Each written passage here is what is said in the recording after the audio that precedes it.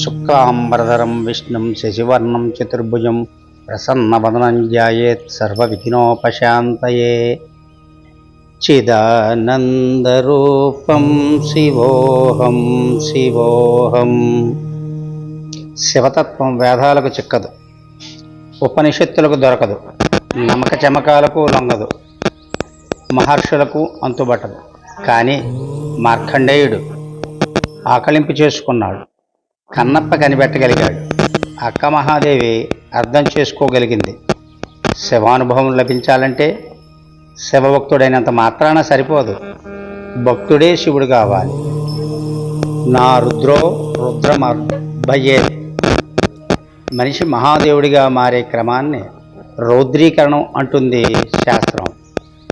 ఆ అలౌకిక ప్రయాణంలో మనిషి దేవుడంత ఎత్తుకు ఎదుగుతాడు. అవసరమైతే దేవుడు మనిషి కొరకు దిగి వస్తాడు.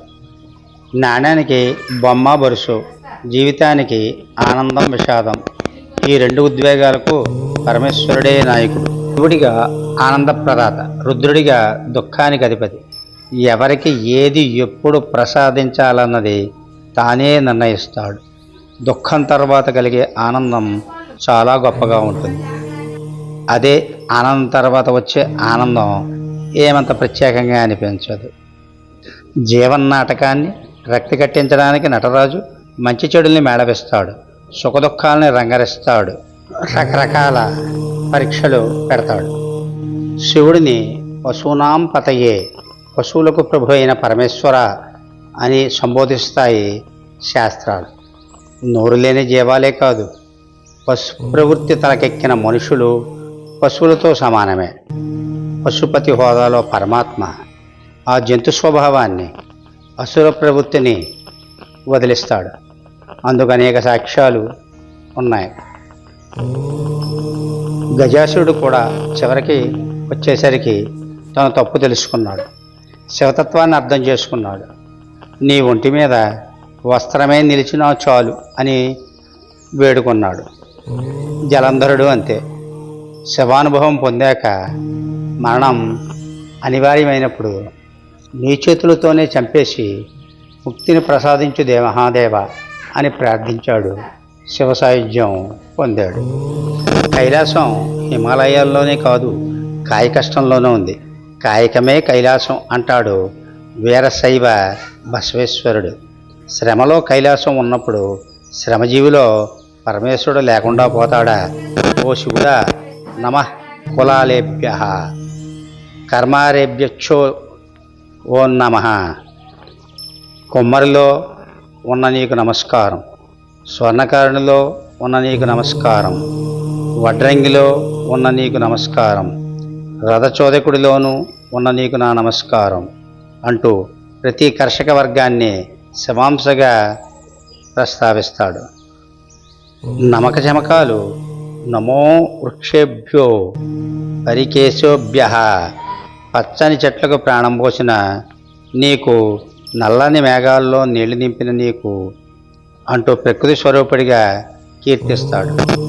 కుమారి ఏకాగ్రతతో సారి తిప్పితే అదే బిల్వార్చన. కమ్మరి శ్రద్ధగా కొలిమిని రగిలిస్తే అదే అగ్నికార్యం. శివతత్వంలోని ప్రత్యేకత అదే. పూజించేవాడు శివుడే, పూజలు అందుకునేవాడే శివుడే, తాదాత్మ్యంలో ఆ పూజను తిలకించేవాడు శివుడే. శివానుభూతికి చేరువైన వారిలో ప్రపంచంలో రెండే తేడాలు, శివం అశివం. భక్తి చిక్కబడే కొద్దీ అశివం అంతరిస్తుంది, శివమే మిగులుతుంది. అదే సత్యము, సుందరము. అనగనగా ఓ శివభక్తుడు అన్ని విధాలుగా దారి తప్పుతాడు, వేశ్యాలోలుడవుతాడు. మహాశివరాత్రి రోజున కూడా మత్తులోనే గడిపేస్తాడు. లింగోద్భవ సమయానికి తప్పు తెలుసుకుంటాడు, పశ్చాత్తాపంతో కుంగిపోతాడు. శివపూజ చేసుకోవడానికి ఆ ఎంట ఒక్క లింగమూర్తి కనిపించదు. దీంతో ప్రేయసి స్తనాగ్రాన్నే ఇష్టలింగంగా భావించి పూజిస్తాడు, కన్నీళ్లతో అర్చిస్తాడు. ఆ భక్తికి మహాశివుడు మురిసిపోతాడు, కైలాసం నుంచి దిగొస్తాడు. ఇక నుంచి ఆ చోటు శివాలయం అవుతుందని స్తనాగ్ర రూపంలోనే తాను పూజలు అందుకుంటానని వరమిస్తాడు. శివో బ్రహ్మ, శివో విష్ణు, శివో రుద్రశచీపతి. శివుడే బ్రహ్మ, శివుడే విష్ణువు, శివుడే ఇంద్రుడు, వాయువు, అగ్ని అంటూ ముక్కోటి దేవతల్లోనూ రుద్రుడిని చూస్తుంది మహిమ్నా స్తోత్రం. మహాకవి దుర్జటి తన శ్రీకాళహస్తి మహత్యంలో శివుడిని చంద్రుడిగా భావించాడు. శివుడు సహజ నాయకుడు. ఎవరు తలిచినా స్పందిస్తాడు, ఎప్పుడు పిలిచినా వచ్చేస్తాడు. కష్టాన్ని నష్టాన్ని తానే భరించి ఫలితాన్ని మాత్రం 10 మందికి పంచుతాడు. క్షీరసాగర మదనం తరువాత దేవతల మధ్య పెద్ద అంతర్మదనమే జరిగింది. హాలాహలాన్ని హరాయించుకునే శక్తి హరుడికే ఉందనే నిర్ణయానికి వచ్చారు. మహేశ్వరుని శరణవేడారు. క్షణమాత్రమైన ఆలోచించకుండా ఆ గరణాన్ని మజ్జిగల గటగటా తాగేశాడు మహాశివుడు. అలాగే గంగావతరణ సమయంలోనూ ఓ సంక్షోభం నుంచి మానవజాతిని గట్టెక్కించాడు. సురగంగ నేరుగా నేలపైకి వాలి ఉంటే ఆ తీవ్రతకు భూగోళం కంపించేది, జీవరాశులు నశించేవి.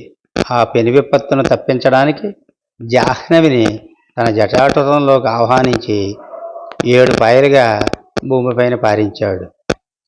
అమృతం తాగిన వాళ్ళంతా దేవతలే అయితే ఆ దేవతల కోసం విషం తాగినవాడు ఇంకెంత పెద్ద దేవుడు కావాలి. కాబట్టే దేవదేవుడు అన్న పేరు సార్థకమైంది. భగీరథుడి ప్రయత్నం గొప్పదే, కానీ ప్రజల కోసం ప్రళయగంగను ఒడిసిపట్టిన సాహసం మాత్రం పరమోన్నతమైనది. ఇక అద్వైత శంకరుడు. అన్నిసార్లు శివుడు దిగిరాలేడు. అందులోనూ కలికాలంలో కనిపించని ద్వైతుడే ఎక్కువ. అసురశక్తి అదృశ్యంగా సంచరిస్తూ మనిషి ఆలోచనల్ని ప్రభావితం చేస్తుంది. ఆ అజ్ఞాన తిమిరాన్ని ఛేదించడానికి తన ప్రతినిధుల్ని పంపుతాడు. శంకరాచార్యుల వారి జన్మరహస్యము అలాంటిదే. కేరళలోని కలడి గ్రామంలో జన్మించాడు బాలశంకరుడు. 3వ ఏట తండ్రిని కోల్పోయాడు. 5 ఏళ్ల వయసులో ఉపనయనం జరిగింది.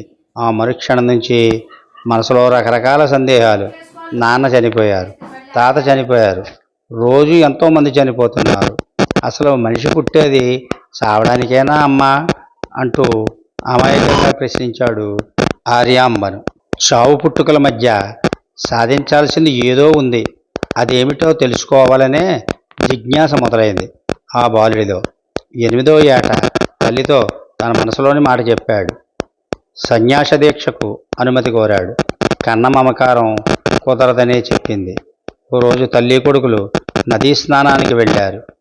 మొసలి ఆ పసివాడి కాలు పట్టేసుకుంది. మకరం మమకారానికి ప్రతీక, మృత్యుస్వరూపం కూడా. వచ్చినవాడు మృత్యుంజయుడని అర్థమైపోయింది. నువ్వు నా సన్యాసానికి అనుమతిస్తే తప్పించి మొసలి నా కాలు వదిలేలా లేదమ్మా అంటూ తల్లిని ప్రాధేయపడ్డాడు. బిడ్డను బ్రతించుకోవాలనే ఆరాటంలో అయిష్టంగానే ఆమోదం తెలిపింది. తక్షణం మొసలి పట్టు వదిలింది. శంకరుడి సంకల్పం నెరవేరింది. ఆదిశంకరుడి ఆధ్యాత్మిక ప్రయాణం మొదలైంది. సద్గురువుని వెతుక్కుంటూ బయలుదేరాడు. కాదు, పరమేశ్వరుడే చెయ్యి పట్టుకుని తీసుకువెళ్ళాడు. గోవిందపాదుల సమక్షంలో నిలబెట్టాడు. గోవిందపాదుల వారు నీవెవ్వరు అని అడిగిన ప్రశ్నకు చిదానందరూపం శివోహం శివోహం అంటూ తనలోని శవాంశని ఎరుగుపరిచాడు బాలశంకరుడు. గురువుకు గురు కుదిరింది. వేదాంగాలు బోధించాడు. ఎంత సాధన చేసినా శంకరుల మనసులో ఏ మూలనో కించిత్ ద్వైత భావన ఉండేది. ఆదిదేవుడు ఆ విషయాన్ని గమనించాడు. కాశీక్షేత్రంలో శంకరుడు గంగా స్నానానికి వెళుతున్న సమయంలో చండాలుడి రూపంలో అడ్డుపడ్డాడు. పక్కకి జరగమని అడిగితే తొలగపొమ్మన్నది శరీరాన్న ఆత్మన అని సూటిగా ప్రశ్నించాడు. ఆ నిలదీత శంకరులో ఉలికిపాటుకు గురి చేసింది. జ్ఞానగంగతో మనసును శుద్ధి చేసుకున్నాడు. అలా శంకరాచార్యుల వారు రౌద్రీకరణ ప్రక్రియ పూర్తయింది. ఇద్దరు శంకరుల మధ్య అభేద్యం సాధ్యమైంది. శంకర సాక్షాత్. నిజానికి ఆదిశంకరుల అద్వైతం ఒక చారిత్రక అవసరం. పొదల కొద్దీ ధర్మాలు, అంతకు రెట్టింపు వాదనలు ఆస్తికులను తికమక పెడుతున్న సమయం అది. తాంత్రిక పూజలు, జంతు బలులు ఆధ్యాత్మికతను రక్తసిక్తం చేస్తున్న రోజులవి. ఆ మూఢత్వాన్ని పారదోలి భక్తి మాధుర్యాన్ని, శివతత్వ సౌందర్యాన్ని ప్రపంచానికి పరిచయం చేయాలని పరమేశ్వరుడి సంకల్పం కావచ్చు. ఆ మహత్కార్యాన్ని ఆదిశంకరుడికి అప్పగించి ఉండొచ్చు. అందుకేనేమో ఒకసారి మొసలిగా మారి మమకారం నుంచి విముక్తిని ప్రసాదించాడు. మరోసారి చండాలుడై వెళ్ళి అచ్చమైన అద్వైతాన్ని ఎరుగుపరిచాడు.